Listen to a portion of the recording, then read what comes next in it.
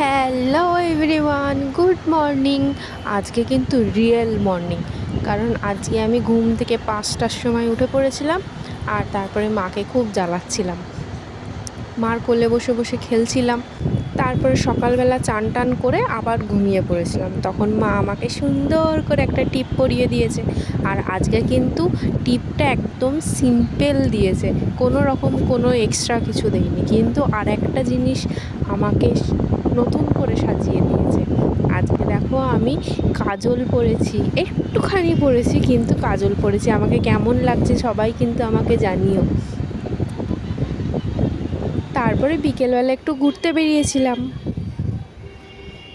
তারপরে সন্ধ্যেবেলা থেকে খুব মেঘ হয়েছিল আর খুব হাওয়া চলছিল। আমি তো বাইরে বেরোতেই পারছিলাম না, তাই মার সাথে খেলা করছিলাম। Bye bye everyone.